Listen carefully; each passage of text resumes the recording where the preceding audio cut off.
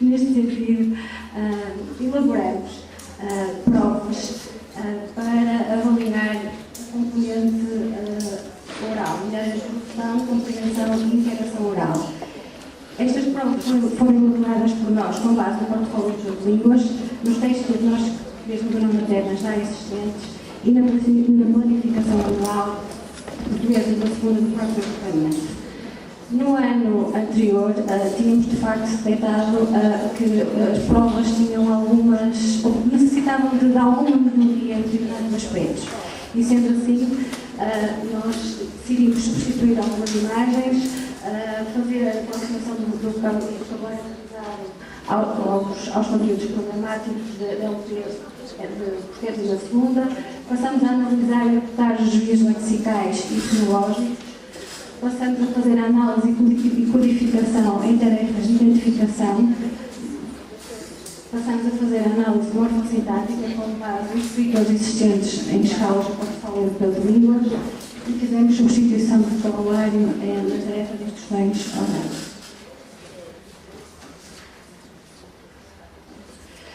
Relativamente à aplicação da prova, temos em consideração alguns procedimentos. A prova, cada tarefa é explicada oralmente em língua gestual ao aluno, para que ele realmente conseguisse perceber o que é que tinha que fazer. No entanto, as respostas consideradas seriam apenas aquelas que eram feitas oralmente. Recorremos a algumas subtarefas quando, de facto, os alunos não eram capazes de compreender ou responder através da fala ou dar resposta em LGP. Transcrevemos todas as respostas e as respostas em LGP eram consideradas para apreciação qualitativa.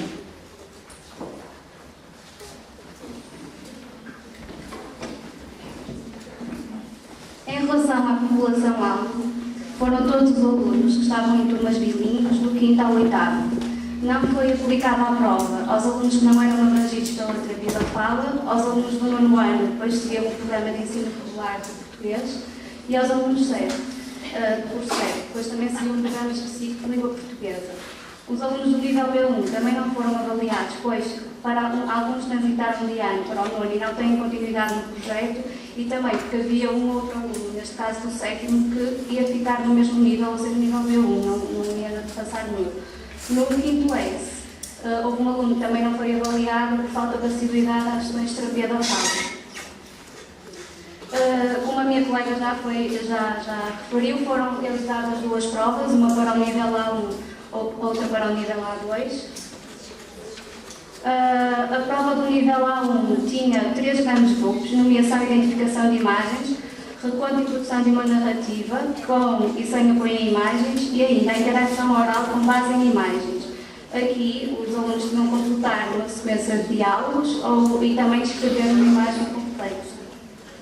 Na prova do nível A2 tinha na mesma estes 3 grandes grupos, embora com maior dificuldade, e tinham ainda outro grupo que era a descrição de diferenças observadas em imagens através de preposições de lugar ou descrição de atributos, e também a compreensão de instruções orais.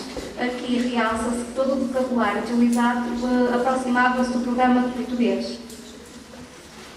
Agora temos alguns exemplos das tarefas que foram pedidas aos alunos para realizar. Então aqui temos uma tarefa de nomeação e identificação de imagens, em que eram apresentadas imagens no PowerPoint, neste caso relativo ao mobiliário, e o terapeuta da fala pedia ao aluno para nomear.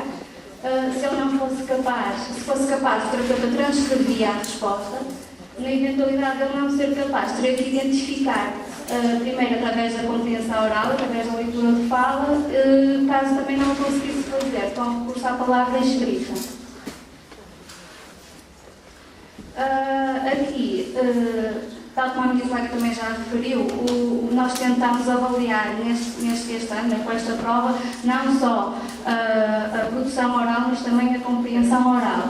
Sendo assim, foram atribuídos pontos, que foram o maior número de pontos foi dado à nomeação, depois à nomeação com uma alteração, e aqui tínhamos os desvios fonético-fonológicos e também os desvios lexicais. Os Posteriormente, tínhamos identificação com recurso à imagem, 2 pontos, com recurso à palavra, 1 ponto, e caso o aluno não identificasse, 0 pontos. E aqui já avaliávamos a parte da compreensão oral. Outra tarefa dizia respeito à descrição de diferenças observadas em imagem. Aqui, também, mais uma vez, o aluno teria que nomear, por exemplo, onde é que aqui a menina está atrás da mesa, e aqui, onde é que ela está? Se não conseguisse, identificava através da compreensão oral e então depois através da palavra escrita. O mesmo para os atributos. A outra prova, que também tinha este nível, era a compreensão de instruções orais. Aqui verificou-se uma diferença relativamente à prova do ano passado em termos de vocabulário, pois o grupo considerou que o vocabulário da prova anterior não era muito adequado à população-alvo. Então aqui mudou-se um bocadinho o vocabulário. Aqui o aluno tinha que cumprir, o terapeuta dava a ordem oralmente e o aluno tinha que cumprir a instrução. Caso não fosse capaz, também aplicava-se a frase escrita para ver se ele conseguia ou não cumprir a ordem. Por último, temos um exemplo de um exercício que permitia avaliar a interação oral com base em imagens. Aqui também houve substituição das imagens, na medida em que as outros testes não eram significativas para o aluno. Portanto, não tinham a ver com as vivências dele. Nestas, os alunos já conheciam os contextos, conheciam os intervenientes, portanto, era potenciador da expressão de ideias. E aqui o aluno tinha que nomear, dizer os valores de fala e tinha que dizer o que é que ele achava que devia ser dito naquela altura.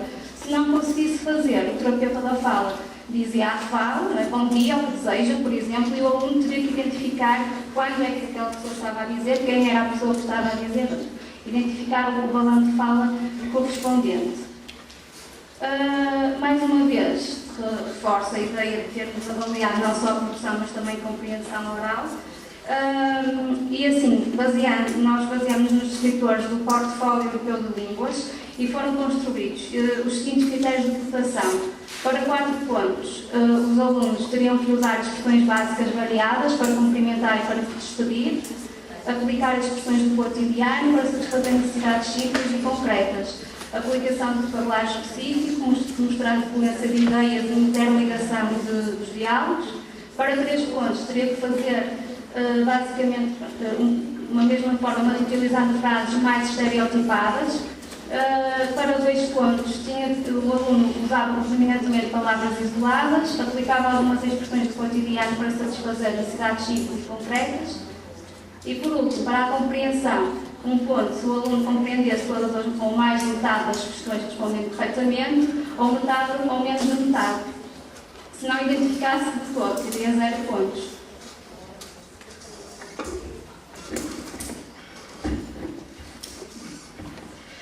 Então, vendo os resultados e a distribuição dos alunos por níveis, percebemos que no quinto ano mais de metade, ou mais de 60% está situado no nível A2 e resultados um bocadinho contrários aconteceu no sexto ano. No sétimo já vemos alunos situados no nível B1 e no oitavo também já uma percentagem de 50%. Queríamos só salientar o seguinte: nós vemos muitos alunos situados ainda ao nível dos níveis A1 e A2. A verdade é que isto não significa ou melhor, são coisas diferentes quando estamos a avaliar a oralidade ou a produção oral e a compreensão, no nosso caso, da avaliação que fizeram os professores de português ao nível da produção e compreensão de material escrito. E por isso, grande parte dos nossos alunos, ao nível da produção e compreensão oral, obteve também níveis inferiores. Isto, lá está, não significa que vai influenciar depois a produção ou a compreensão escrita, até porque ao nível as competências exigidas a nível de oralidade são bastante distintas da escrita e por isso os resultados podem ser bastante diferentes de aluno para aluno. Então, como considerações finais, queremos salientar que no nível A1 a maior parte dos alunos não tem uma oralidade funcional. No entanto, são capazes de realizar atividades simples apoiando-se na leitura de fala, ou seja, na compreensão da oralidade. Quando o grau de complexidade da tarefa aumenta, por exemplo, nas tarefas de reconto de um texto, que eles têm que ouvir ou têm que tentar compreender através da leitura de fala e depois recontar, ou então descrever uma imagem complexa, aí a dificuldade aumenta para eles e raramente usam outras estratégias para transmitir a mensagem ou então para clarificar. E estas estratégias implicariam a escrita ou o uso de questões em língua gestual portuguesa.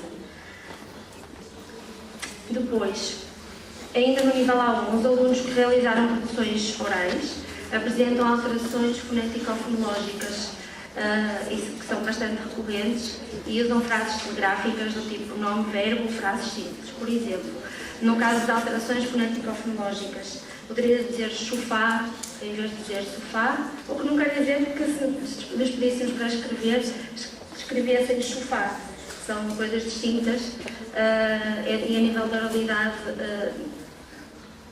surgem este tipo de alterações, ou como cadeia em vez de dizer cadeira. Por outro lado, por exemplo, ao nível das frases, são capazes de usar frases do género avó ler, jornal ver, quando estão a descrever a imagem complexa. Depois, os alunos revelaram melhorias ao nível da compreensão oral, principalmente isto ao nível da expansão do vocabulário. Compreendem muito mais conceitos ao nível da leitura de fala e de expressões coloquiais sobre os temas abordados. No nível A2, a maior parte dos alunos é capaz de ser inteligível oralmente, e diferencia-se já bastante do A1, embora persistam ainda alterações fonético-fonológicas, como por exemplo, talvisão em vez de televisão. Isto não acontece com todos os alunos, mas com a grande parte deles. Estes alunos, na sua maioria, descreveram imagens e construíram diálogos através da oralidade, recorriam a frases simples, coordenadas e com vocabulário variado, o que os diferencia bastante dos alunos que estavam no nível A1. Os alunos que não foram capazes de produzir oralmente compreenderam grande parte dos enunciados através da leitura de fala. Por exemplo, queria só dar um exemplo de uma frase que eles eram neste nível capazes de construir. O João foi à papelaria, deu o cartão e pediu alguma coisa para comer e foi-se embora. Isto da papelaria poderia ter havido alguma confusão, porque a papelaria fica muito próxima do bairro. Mas, na realidade, já é uma frase muito mais completa e um enunciado bastante mais longo que o anterior do nível A1. Então, a nível dos contributos de e para a terapia da fala, a intervenção no português L2, ao nível da escrita e da oralidade, parece-nos que respondesse mais às necessidades de comunicação funcional dos alunos.